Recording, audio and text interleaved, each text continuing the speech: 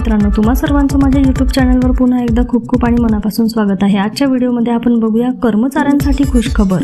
कर्मचाऱ्यांच्या पगारात होणार तब्बल 8000 वाढ, मोदींनी केली मोठी घोषणा। व्हिडिओला सुरुवात करण्याअगोदर तुम्हाला एक विनंती, चॅनलवर पहिल्यांदाच भेट देत असाल तर चॅनलला सबस्क्राइब करा आणि व्हिडिओला एक लाईक करायला विसरू नका। चला तर मग सुरू करूया आजच्या व्हिडिओला। राज्यातील सरकारी कर्मचाऱ्यांसाठी एक महत्त्वपूर्ण निर्णय घेण्यात आला आहे। कर्नाटक मंत्रिमंडळाने 1 ऑगस्ट पासून 7व्या वेतन आयोगाच्या शिफारशी लागू करण्याचा निर्णय घेतला आहे। या निर्णयामुळे लाखो राज्य सरकारी कर्मचाऱ्यांच्या पगारवाढीचा मार्ग मोकळा झालेला आहे। 7व्या वेतन आयोगाच्या कर्नाटक राज्य सरकारने माजी मुख्य सचिव के सुधाकर राव यांच्या अध्यक्षतेखाली 7वा वेतन आयोग स्थापन केला होता।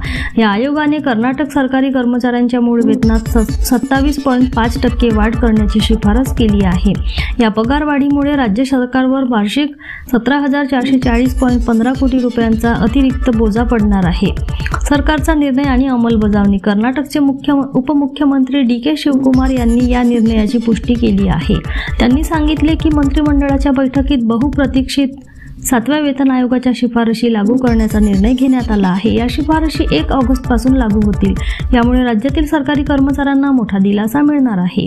पगारवाढ। या नवीन निर्णयानुसार कर्मचाऱ्यांच्या पगारात 27.5% वाढ करण्यात आली आहे। गेल्या वर्षी मार्चमध्ये तत्कालीन मुख्यमंत्री बसवराज बोम्मई यांनी कर्मचाऱ्यांना 17% अंतरिम वाढ दिली होती। आता सिद्धरामय्या प्रशासनाने बोम्मई यांनी जाहीर केलेल्या पगारातील 10.5% वाढीचीही समावेश केला आहे। यामुळे एकूण पगारवाढ 27.5% झाली आहे। कर्मचाऱ्यांच्या मागण्या आणि सरकारचा प्रतिसाद।